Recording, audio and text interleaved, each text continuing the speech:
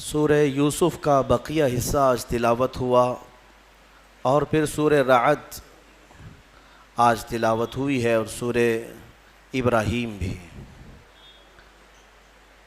عزیزان گرامی، سورہ رعد جو 13ویں پارے میں موجود ہے، فرمایا بزرگوں نے کہ کسی کے نزع کا وقت سخت ہو گیا ہو، سکرات کی تکلیف بڑھ گئی ہو، تو اس کے سرہانے کے پاس سورہ رعد کی تلاوت کریں۔ انشاءاللہ العزیز نزع میں آسانی ہوگی اور روح نکلنے میں اللہ تبارک و تعالی تخفیف فرما دے گا۔ سورہ رعد کی تلاوت آپ تمامی حضرات اس کو یاد رکھیں، کبھی کسی کے ہاں جھانکنے کا وقت آ جائے، نزع کا وقت شدید ہو جائے تو یہ سورہ ضرور تلاوت کریں، اور یاسین پاک بھی ہے، یاسین شریف کی تلاوت بھی۔ بہرحال سورہ یوسف کا جو بقیہ حصہ تھا اس میں کچھ آیتیں یہ ہیں کہ رب تبارک و تعالی نے فرمایا، میں یہاں پر ہمارے معمولات کی بھی بات کر دوں کہ بحمدہ تعالی ہم جو بھی عقیدہ رکھتے ہیں یا جن چیزوں پر عمل کرتے ہیں وہ قرآن و حدیث سے ثابت ہوتا ہے۔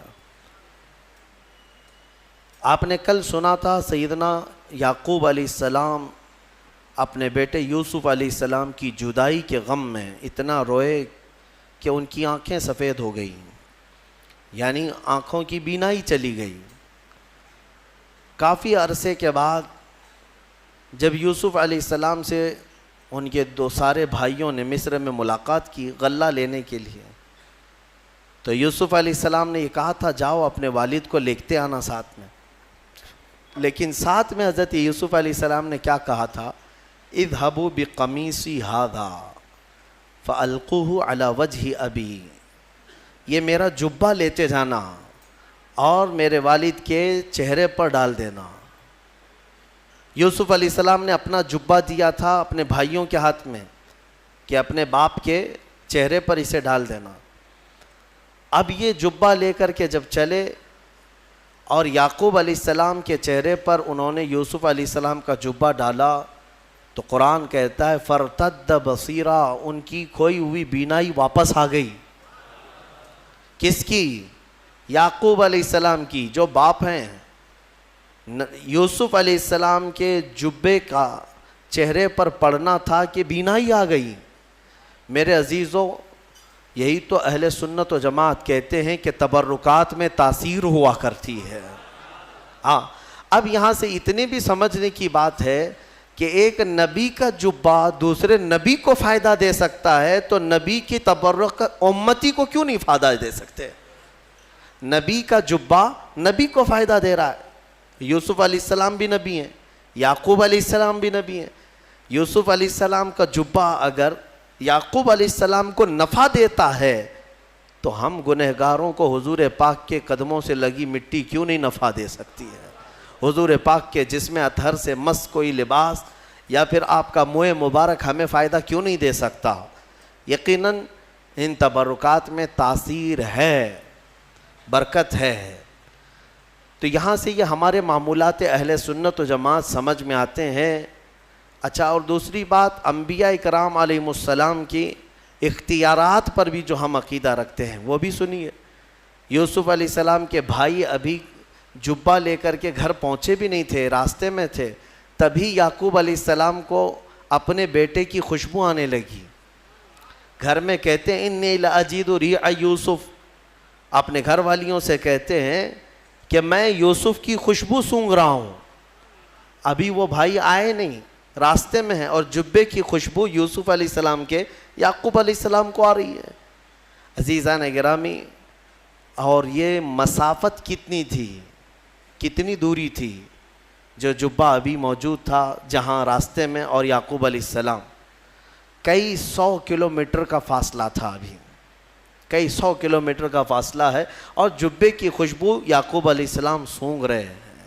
میرے عزیزو، پھر اگر کوئی کہے نبی اپنے جیسے بشر تھے تو یہاں بیٹھ کر دلی کو سونگھ کے دکھاؤ، یہاں بیٹھ کر بنگلور کو سونگھ کے دکھاؤ، وہ نبی کے سونگھنے کی طاقت ہے کہ وہ ایک جگہ بیٹھے تو سینکڑوں میل دور تک دیکھ بھی سکتے ہیں, سونگ بھی سکتے ہیں.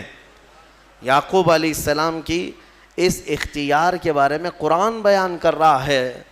اور پھر یہی تو الحمدللہ اہل سنت و جماعت کا موقف ہے کہ جب نبی سونگ سکتے ہیں تو دیکھ بھی سکتے ہیں اور سن بھی سکتے ہیں, اور یہ بھی قرآن سے ثابت ہے, یہ بھی قرآن سے ثابت ہے. 19ویں پارے کی تلاوت ہوگی, اس وقت میں آپ کو بتاؤں گا. سلیمان علیہ السلام اپنے لشکر کے ساتھ جا رہے تھے, چونٹیوں کی ایک وادی تھی, چونٹیوں کی وادی سے آپ کا گزر ہونا تھا. تو چونٹیوں کی ایک جو ملکہ ہوتی ہے, ان کی جو بڑی ہوتی رانی, وہ پکار کر کے ساری چونٹیوں سے کہہ رہی ہے کہ سب کے سب اندر چلے جاؤ, سلیمان علیہ السلام اور ان کا لشکر آ رہا ہے, کہیں بے خبری میں تمہیں رون نہ دیں. تو سلیمان علیہ السلام ابھی کئی میل دور تھے. قرآن کہتا ہے فَتَبَسَّمَ ضَاحِكًا مِّن قَوْلِهَا, سلیمان علیہ السلام چونٹی کی بات سن کر کے ہنس پڑے. مجھے بتاؤ میرے عزیزو, تم کان کے پاس لے جا کر کے چونٹی کی بات سن کے بتاؤ کیا کہہ رہی ہے چونٹی. ارے اوروں کے مچھر کی تو آواز آتی ہے, چونٹی کی تو ہم نے آواز بھی نہیں سنی. مکھی کے اڑنے کی, بھن بھنانے کی آواز آتی ہے, چونٹی کی آواز سنی ہے. لیکن وہ نبی کئی میل دور سے چونٹی کی بات کو سن بھی لیے اور مسکرا بھی دیے. قرآن کہتا ہے. اب یہاں سے مجھے بتاؤ, بنی اسرائیل کے نبی چونٹی کی بات سن سکتے ہیں تو سید الانبیاء امتی کی بات کیوں نہیں سن سکتے؟ ہم یہاں سے پکاریں, وہ وہاں سے سنیں. مصطفیٰ کی سماعت پہ لاکھوں سلام. دور و نزدیک کے سننے والے وہ کان, کانے لالے کرامت پہ لاکھوں سلام. ہمارا موقف اہل سنت و جماعت کا یہ صرف بریلی سے نکلا نہیں ہے, بلکہ قرآن سے اور حدیث رسول سے نکلا ہوا ہے. اعلیٰ حضرت نے اپنے گھر سے نہیں لائے یہ سارے عقائد اور معمولات.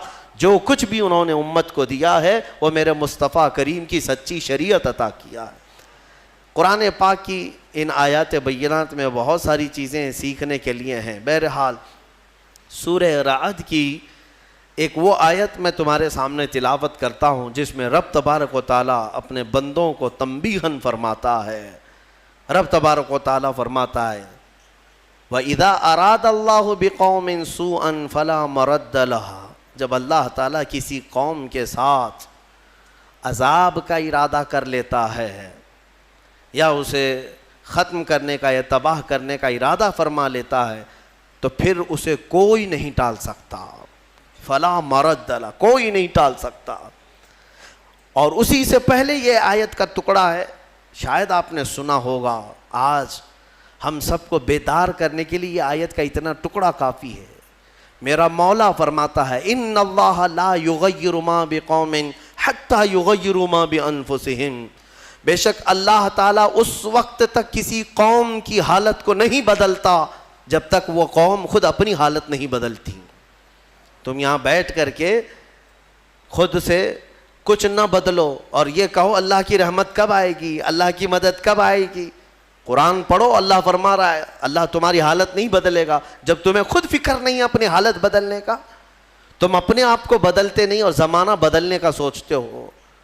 خود کے اندر ایک چہرہ یعنی سنت کے طور پر رکھنے کی توفیق نہیں ہوتی اور پھر اللہ کی مدد کی اور شریعت کی اور پورے امت اسلامیہ کی دعاؤں کی بات کرتے ہیں. اکثر سوشل میڈیا کے بڑے بڑے مناظر جو بیٹھے ہوئے ہیں, ہاں ان کو دیکھو واٹس ایپ پر, فیس بک پر جو بڑے بڑے ان کے کمنٹ ہوتے ہیں, وہ مولانا کہاں ہیں, یہ شیخ صاحب کہاں ہیں, فلاں کہاں ہیں, سب کو جھنجھوڑ رہے ہو تم. امت کے حالات خراب ہیں, دین کے حالات خراب ہیں. سارا ٹھیکہ ان علماء نے لے رکھا ہے, مشائخ نے ٹھیکہ لے رکھا ہے. قرآن تو تمہارے لیے اترا ہے, سب کے لیے اترا ہے. جب قرآن بار بار جھنجھوڑ کر کہہ رہا ہے کہ تم اپنے آپ کو بدل لو, خود کو بدلتے نہیں اور الزام اپنے بڑوں پر رکھتے ہو.